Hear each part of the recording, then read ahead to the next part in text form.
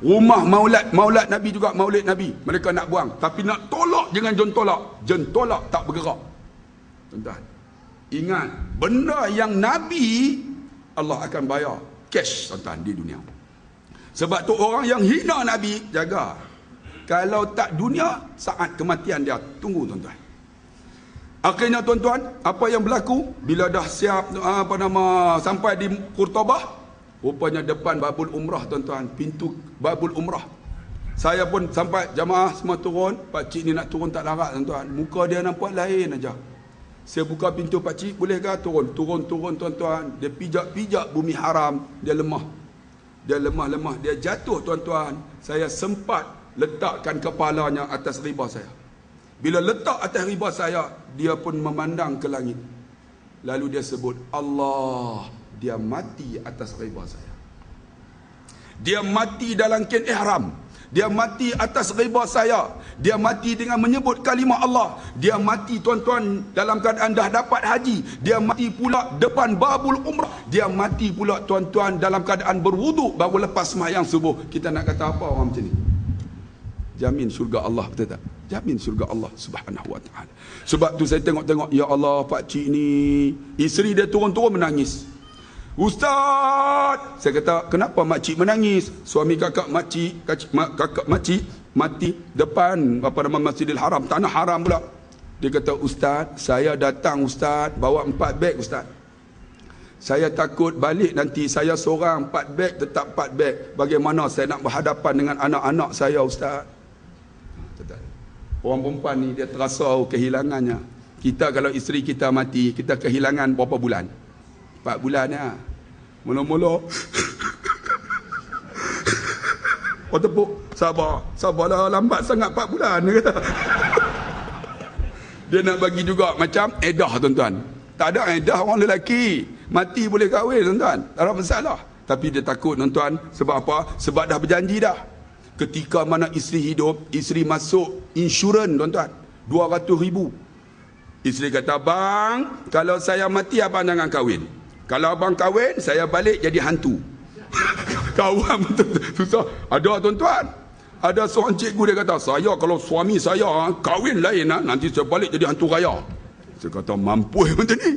Saya kata, janganlah jadi hantu raya, jadi hantu pilihan raya. Saya kata, boleh mengundi di mana tempat pun, betul tak? Termasuk Putrajaya. Tuan-tuan yang dikasihi dan rahmati Allah, akhirnya apa yang berlaku, tuan-tuan? Makcik tu menangis. Saya kata, jangan menangis, makcik. Suami makcik mati dalam tanah haram, depan Babul Umrah, dalam wuduk pula, sebut kalimah Allah. Dia akan disembahyang pada waktu zuhur oleh 4 juta umat Islam. Jamin surga Allah. Makcik tu kesat air mata.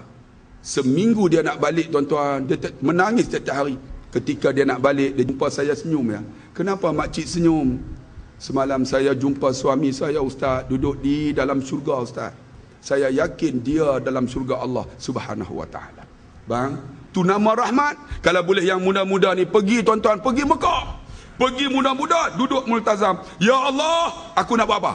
Aku nak kerja baru, ya Allah, minta. Tapi pergi akhirat dulu. Ya Allah, ampun dosaku, ya Allah, ampun dosaku, ampun dosaku. Minta sungguh-sungguh, menangislah. Kemudian yang kedua, ya Allah, ampun dosa ibu dan ayahku. Hari pertama, hari kedua, hari ketiga, pergi 6 hari. Hari kelima, doa dunia. Doa lah dunia. Saya pergi, tuan-tuan, baru ni bulan 5. Saya bawa Ustaz Azizan, lepas tu Ustaz Ahmad Zuki, lepas tu Ustaz Luqman. Kami 4 orang ni. Jaga Ustaz, kalau masuk, saya tolak, Ustaz masuk. Okey, Ustaz masuk, dia badan besar, tuan-tuan. Dia tolak, Ustaz masuk. Saya pun pam dekat multazam. Ya Allah, ya Allah. Lepas tu keluar. Lepas tu Ahmad Zuki pula, ya Allah, ya Allah. Semua. Ustaz Azizan, Ustaz Luqman. Habis-habis, doa dunia, doa apa? Saya doa vampire. Ustaz Ahmad Zuki, aku pun sama juga, dia kata. Ustaz Luqman, loh, saya pun sama. Kita sehati sejiwa. Ustaz Azizan, aku terlupa. Dia kata, patah boleh balik? Patah balik. Dia kata, tak boleh, sekali doa ya. Masuk kedua tak pakal lah, dia kata. Tuhan tak terima. Rugi aku, dia kata. Saja lawak, tuan-tuan. Tapi mustajab, tuan-tuan. Allahu Akbar. Tu namanya rahmat. Itu di Mekah. Di Madinah, tuan-tuan, rahmat macam mana? Tuan-tuan, masuk daripada babus salam. Masuk tiang 1, tiang 2, tiang 3, tiang 4. Tuan-tuan akan tengok di atas ada satu macam renda kain. Renda ini dicat dalam bentuk warna hijau. Kemudian ditulis Had Masjid Nabawi. Itulah Masjid Nabawi yang asal. Banyak orang tak tahu, tuan-tuan. Pergi masuk, yang bawa orang Indonesia. Masuk bapak, bapak masuk. Dia duduk di belakang, last kali dia hilang. Kita seorang-seorang lapor ni tak tahu. Masuk tu tengok tiang nombor 4. Atas tu ada macam renda tu.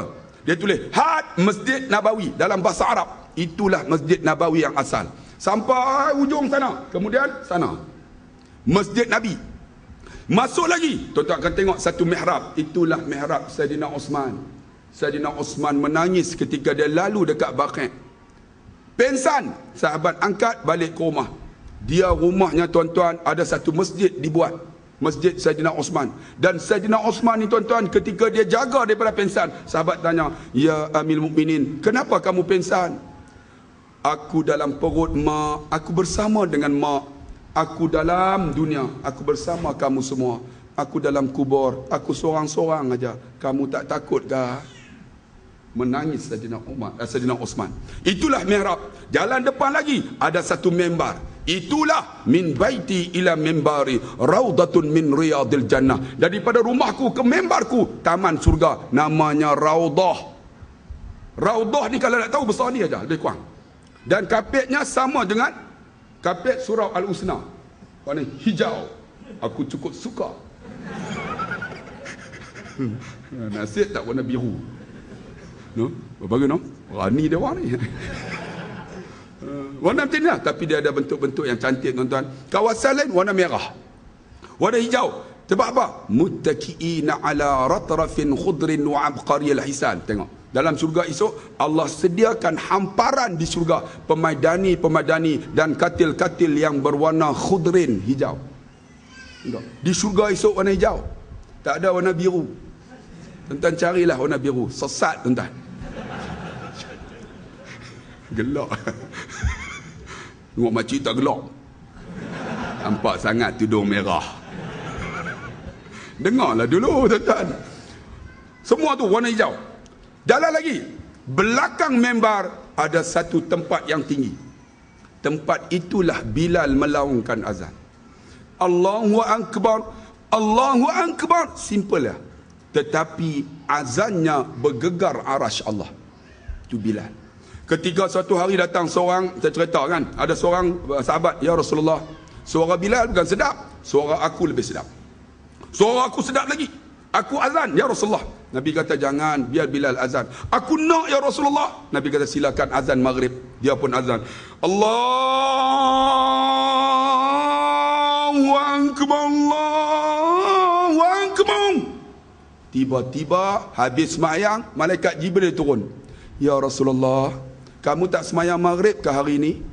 Nabi kata, "Kami sembahyang." "Kenapa kami tak dengar laungan azan Bilal?" Laungan azan Bilal.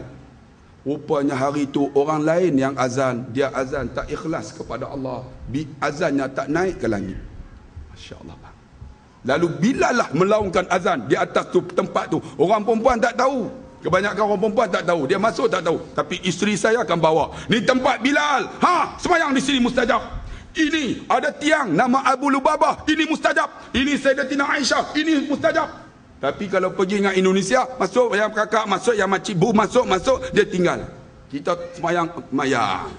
Sebab tu kena ada mutawif, tuan-tuan. Kalau boleh pergi yang saya, kita bawa Putrajaya semua dengan menteri-menteri sekali. Gitu nak. Baru dia tahu menangis kat sana, tuan-tuan. Dengan izin Allah, tuan-tuan. Tuan-tuan tengok Bilal, dia akan azan. Satu hari, tuan-tuan, bila Nabi meninggal, Bilal tak azan dah. Bilal tak nak azan, tuan-tuan. Dia berhijrah sampai Damsyik. Sebab apa? Dia baik dengan Muawiyah bin Abi Sufyan. Ketika mana Bilal balik, tuan-tuan, masa tu zaman Saidina Umar menjadi khalifah. Saidina Umar tengok-tengok Bilal, seronok dia. "Ya Bilal, hari ni aku tengok muka wajah kamu, aku teringat Nabi. Engkau muazzin Nabi, naik tolong azan." Bilal kata, "Aku bukan muazzin kamu, aku muazzin Nabi, aku tak nak azan." Tiba-tiba datang cucu Nabi Al-Hasan dan Al-Husin. Bukan Hasan Husin, Al-Hasan dan Al-Husin. Pegang baju Bilal. Pakcik, lama tak dengar pakcik azan. Tolong pakcik, kami nak ingat, nak dengar suara pakcik. Dia tengok muka Al-Hasan dan Al-Husin. Dia tengok muka seperti mana wajah Nabi. Sebab Al-Hasan dan Al-Husin wajah seperti mana seiras Nabi. Ada seorang lagi, ialah saudara susuan Nabi, iaitu Abu Sufyan Al-Haris. Mukanya sama dengan muka Nabi. Tapi Abu Sufyan walaupun menyusu Halimatus Sa'diyah, dia penentang kepada Nabi. Tuan-tuan jangan ingat, ketika mana Nabi Musa juga dipelihara oleh Firaun, tapi Musa ialah di antara orang yang menyokong ajaran Allah. Ada orang yang dibelah oleh Jibril alaihissalam, penentang, nama Musa juga tapi Samiri. Jaga tuan-tuan, tuan-tuan duduk Putrajaya, jangan semua penyokong kerajaan, biar ada penyokong pembangkang. Jangan apa tuan-tuan, ambil itu hak kita tuan-tuan. Akhirnya apa yang berlaku tuan-tuan? Bilal pun tak nak azan. Dia tengok-tengok, dia kata oleh kerana muka sama dengan Nabi, aku azan. Seperti Nabi suruh, dia kata, Bilal pun naik. Ketika dia letakkan tangan tuan-tuan, sebab tu tutup telinga ni kalau nak azan. Jangan kita dengar. Tuh. Allahu Akbar, Allahu Akbar. Semua dekat kota Madinah tu pakat lari tuan-tuan. Mereka ingat Nabi hidup semula. Semua pakat lari. Ingat nostalgia Nabi seperti hidup semula, pakat lari. Masuk dalam Masjid Nabawi, Bilal, asyhadu an la ilaha illallah. Semua tundukkan kepala, menangis tuan-tuan. Termasuk Saidina Umar. Bilal tak menangis, relax ya. Ketika dia nak sebut asyhadu anna Bilal menangis. Maka Umar kata, ya Bilal, habiskan, habiskan. Bilal pun, asyhadu anna Muhammad. Tak boleh sebut tuan-tuan, menangis Bilal. Saidina Umar naik. Bilal, kenapa kamu tak habiskan Muhammad Rasulullah? Bilal kata apa? Ketika aku sebut Muhammad, aku tengok Nabi keluar daripada rumahnya, masuk ke dalam raudah, mengangkat takbir. Aku ingat macam Nabi masih hidup. Tuan-tuan, cuba bayang kita duk bagi tazkirah ini, yang masuk itu Muhammad Rasulullah. Apa perasaan tuan-tuan? No. Kasih sayang dengan Nabi. Kalau tak ada Nabi, siapa kita? Bilal pun tak boleh azan. Bilal turun tuan-tuan, menangis semua yang ada di dalam Masjid Nabawi. Situlah tempat Bilal melaungkan azan. Siapa yang pi tahulah, semayanglah di bawah dia tuan-tuan. Dalam itu masih lagi raudah. Orang perempuan akan lalu di bawah tu, tuan-tuan semayang di situ. Kebanyakan mereka akan sediakan orang perempuan untuk orang OKU aja. Orang OKU tuan-tuan, bukan orang Kuala UMNO. Woi, OKU. Aku tak kira boleh masuk jadi ini, aku geram ni tuan-tuan. Lama. Minum dulu.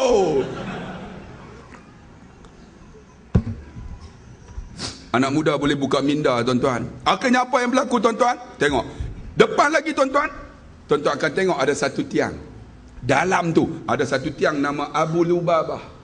Abu Lubabah ini namanya tiang taubat. Siapa yang ada dosa tuan-tuan, masuk dalam raudah, semayanglah di antara tiang Abu Lubabah dengan Sayyidatina Aisyah. Mustajab doa, Allah ampun dosa. Banyak orang tak tahu tuan-tuan.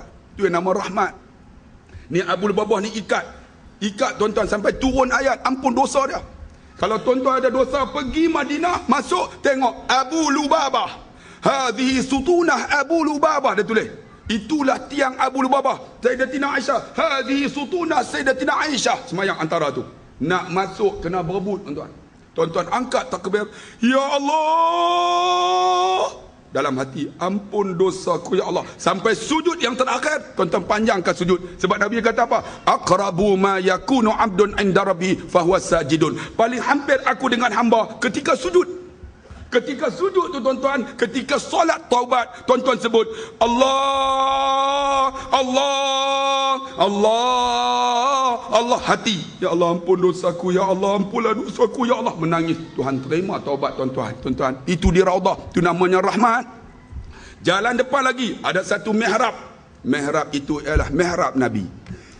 Tuan-tuan, sepenuh tuan-tuan saya bawa orang OKU tuan-tuan. Tolak dia tak boleh bangun dah. Saya kata pak cik ni nak tolak, saya tolak ke? Tak menyusahkan ustaz? Memang tak menyusah. Saya kata dalam hati memang menyusahkan. Nyusah tuan-tuan, tolak orang, kita nak bawa jamaah lagi, tolak. Rupanya tolong orang OKU tuan-tuan mudah bagi kita. Tolak. Nak masuk waktu asar. Saya ingat pak cik kita lalu aja sampai kat makan Nabi, pak cik bagi salam, lepas tu saya tolak keluar. Pak cik duduk di sana nanti ya. Okey, baik. Saya tolak sampai dekat pintu sebelah raudhah tu apa nama mihrab Nabi, polis. Ya akhi, abuk tu bapa kamu ke? Saya pun naam selalu tuan. Naam tu ya, ta'am tu makan, ta'al tu mari. Jangan silap tuan. Sebab tu tuan-tuan jangan pula naam tu ya, ta'am tu makan, ta'al tu mari. Kadang-kadang dia naam dia pening tuan-tuan. Apa pening aku pun pening ni. Ta'am tu makan, ta'al tu ya, naam tu ya, ta'al tu mari. Dia kata ta'al abuk, ta'al hina. Naam abi. Ta'al dia kata. Dia suruh saya masuk betul-betul dengan mihrab Nabi. Saya 18 kali tak pernah masuk. Kali yang ke-19 saya sembahyang di mihrab Nabi. Allahu Akbar. Air mata mengalir.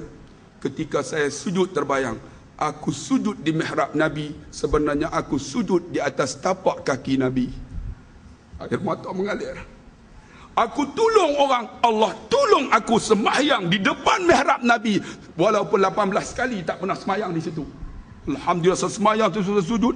Alhamdulillah ya Allah, aku sembahyang di atas tapak kaki Nabi.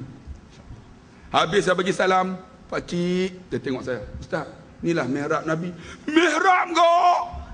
Pak cik sembahyang, pak cik doa mustajab. Dia pun angkat takbir. Dia tak malu lah tuan-tuan. Itu nama rahmat. Menangis dia. Habis-habis. Pak cik, kita sembahyang seperti mana Nabi di depan kita. Dia kesat air mata. Saya kata pak cik doa. Dah habis pak cik. Boleh keluar tak?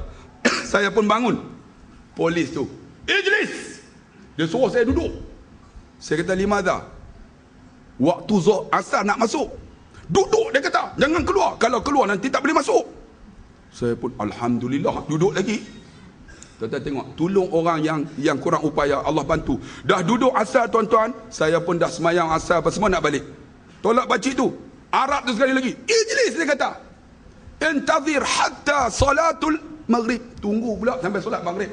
Saya kata ya Allah, aku tolak orang kau UMNO ni, aku geram tu. Orang OKU ni tuan-tuan. Aku mulut dah biasa tuan-tuan, nak buat macam mana? Saya pun tunggu jugalah. Sampai maghrib, sampai isyak, sampai habis tuan-tuan. Tengok, tolong orang, Allah bagi semayang depan mihrab Nabi. Saya pun bagi tahu dekat pakcik tu, pakcik cuba langun atas. Dia pun langun. Apa ustaz? Nampak tak? Hazihi sutunah mukhallaqah. Itulah tiang batang kurma. Tuan-tuan tahu tak? Tuan-tuan langut dekat mihrab Nabi tu ada satu tiang, ada tanda bulat. Hazihi sutunah mukhallaqah. Tiang batang kurma. Saya kata, pakcik tahu tak apa tiang ni? Tak tahulah ustaz. Inilah tiang batang kurma yang ditanam oleh Nabi. Dia kata tanam Nabi. Macam mana? Ketika Nabi baca khutbah, Nabi akan duduk antara dua khutbah. Di atas membar, di belakang ada satu tiang batang kurma, Nabi bersandar. Satu hari sahabat buang sebab ada seorang perempuan offer member baru. Bila buang tuan-tuan, Nabi naik baca khutbah. Dengar tangisan budak. Sahabat tanya, siapa menangis ni? Nabi turun tuan-tuan. Nabi tengok batang kurma yang dibuang di tepi. Nabi pegang batang kurma tu. Wahai batang kurma, kenapa kamu menangis? Ya Rasulullah, kamu buang aku ya Rasulullah di tepi. Kamu tak sayang aku ke ya Rasulullah? Lalu Nabi kata, wahai batang kurma, mahu atau tidak aku bagi kamu dua pilihan. Sama ada aku doa kamu hidup di dunia ataupun hidup di akhirat. Batang kurma ni kata apa? Kalau kau doa aku hidup di dunia, kau akan mati ya Rasulullah. Aku akan berpisah dengan kau. Doakan aku mati ya Rasulullah. Aku akan jadi pohon syurga ya Rasulullah. Aku akan kekal bersama engkau di syurga ya Rasulullah. Batang kurma sayang Nabi. Kita duduk Putrajaya hina Nabi. Duduk bersekutu dengan orang hina Nabi. Apa punya manusia ni tuan-tuan? Cuba renung tengok. Hina Nabi tuan-tuan. Dia kata jangan dewakan Nabi. Sedangkan kita sokong dengan mereka yang sama menghina Nabi. Apa hukumnya tuan-tuan? Cuba renung. Tak faham lagi apa macam tu. Akhirnya tuan-tuan, Nabi usap batang kurma tu dengan mendoakan supaya batang kurma itu mati. Dengan izin Allah. Sekali usap aja batang kurma tu senyap daripada tangisan. Nabi ambil batang kurma tu, Nabi tanam di belakang mihrabnya. Maka tuan-tuan kalau masuk, hazihi sutunah muqallaqah. Muqallaqah itulah batang kurma yang sayang Nabi. Saya bagi tahu, pak cik ni batang kurma yang sayang Nabi. Pak cik, inilah dia. Kita semayang dekat mihrab Nabi dan batang kurma yang sayang Nabi. Dia pun menangis dia. Masya Allah tuan-tuan. Akhirnya saya tolak keluar. Sampai tuan-tuan masuk, ada satu tempat kosong. Masuk yang kedua, ada 3 lubang. 1, 2, 3. Ni yang kata ni rahmat ni.